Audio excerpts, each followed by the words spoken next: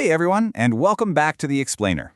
Okay, let's dive right into this. Today, we're looking at something you probably pass on the highway every single day without a second thought. But I promise you, by the end of this, you'll never look at them the same way again. We're exploring the hidden engineering of tanker trucks. Now, it's really easy to look at these massive vehicles and just see a giant metal tube on wheels, right?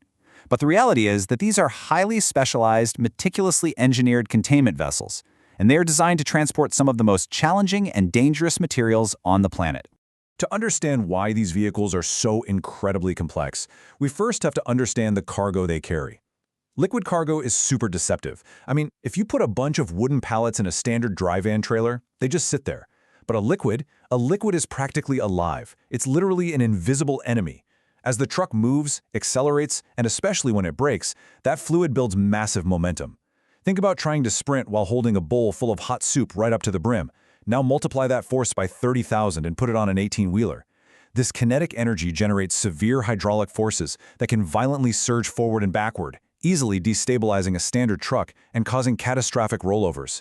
A standard trailer simply cannot handle these kinetic forces. It would be torn apart. Here's our roadmap for today. First, we'll see why these aren't just metal tubes. Second, the physics of heavy fluids. Third, engineering the perfect vessel.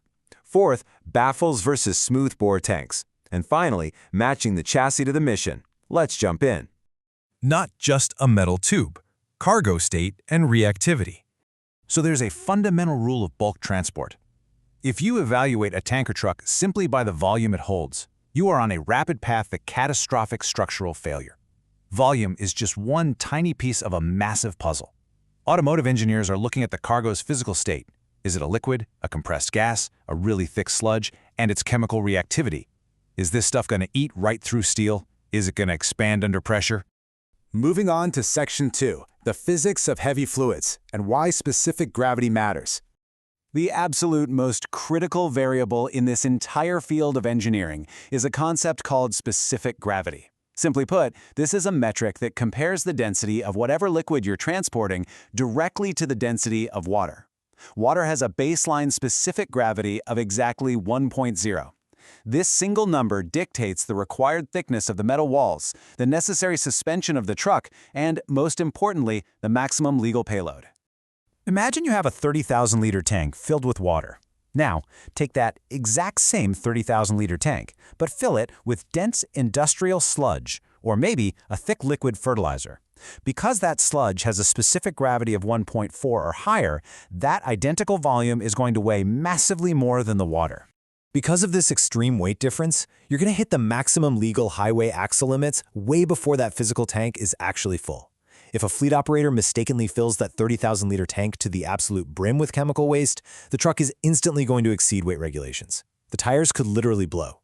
The chassis is going to suffer premature wear, and the braking performance will be completely compromised. Engineers have to meticulously calculate cargo density to specify the correct multi-axle configurations just to handle that invisible weight safely. Section 3. Engineering the perfect vessel, materials and structures. Every unique cargo demands totally distinct metallurgy and standards. For a petroleum carrier moving lighter fuels like gasoline, they use aluminum alloys. Why? Well, aluminum is light, which minimizes the empty weight of the truck and maximizes the fuel payload you can legally carry. But think about chemical transports handling caustic solvents or sulfuric acids. Aluminum would be eaten alive by that stuff. Instead, they require super robust carbon steel or even fiberglass reinforced plastics, often coated with heavy internal epoxy linings. Then you have food-grade tankers, which require premium 304 or 316 stainless steel to meet strict sanitary standards. And finally, pressurized vessels require heavy, high-strength steel to safely trap volatile gases.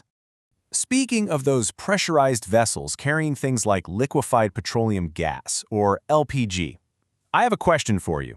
Think about a propane truck you've passed on the highway. Why do pressurized transport vehicles always use those rounded, cylindrical shapes instead of standard, flat-sided, rectangular tanks? I mean, why not just maximize the cargo space with a giant box? The answer comes down to pure mechanical engineering. Cylindrical and spherical shapes distribute internal operating pressure completely evenly across the entire metal structure. If you tried to use a flat-sided rectangular tank, the corners and those flat panels would concentrate all that intense stress in one spot. The metal would literally buckle, warp, or totally rupture under the massive pressure generated by compressed gases. It absolutely has to be a cylinder to trap that energy safely. Section 4. Baffles versus smoothbore. Internal architecture. This brings us to a really fascinating architectural divide in tanker design. When you're moving fuels and chemicals, engineers weld internal metal bulkheads, they call them baffles, right inside the tank. You can think of them like physical breakwaters. They have specific cutouts to allow fluid to pass, but they disrupt the massive kinetic wave when the truck hits the brakes, stopping the tidal wave from literally flipping the vehicle. But on the flip side, for food-grade transport, like milk or edible oils, you absolutely cannot use baffles. Baffles create corners and blind spots where organic matter and bacteria can accumulate. So sanitary standards mandate smooth-bore interiors, completely unobstructed metal tubes that can be perfectly sterilized using clean-in-place systems. But take a second and think about what that actually means for the person behind the wheel. Because there are no baffles to stop the slosh dynamics, drivers operating smoothbore tanks need incredibly specialized training. Imagine a driver hauling 30,000 liters of milk suddenly hitting the brakes on the highway. A massive, completely unchecked tidal wave of heavy liquid is going to slam into the front of that trailer just a second later. The driver has to anticipate and physically manage that terrifying fluid surge just to keep the rig upright. All right, our final section, Section 5, matching the chassis to operational environments. A tank on its own is pretty useless without the right automotive chassis, and the operational environment really dictates the whole shebang. Aviation refueling? That needs precision microfiltration and aviation-grade hose reels for high-flow delivery to jets. Mining demands rugged, off-road 8x4 heavy-duty chassis to haul massive volumes of water for dust suppression over terrible terrain. Municipal sanitation relies on high-capacity vacuum pumps to pull dense sludge right out of deep urban infrastructure. And industrial deliveries prioritize rigid straight trucks equipped with thermal protection and emergency isolation valves for navigating tight city streets safely. Procuring and building these machines requires absolute, flawless technical alignment. You have to align the vessel engineering with a highly capable automotive chassis. For instance, the truck's engine powers the tank's pumps through something called a PTO, or power takeoff.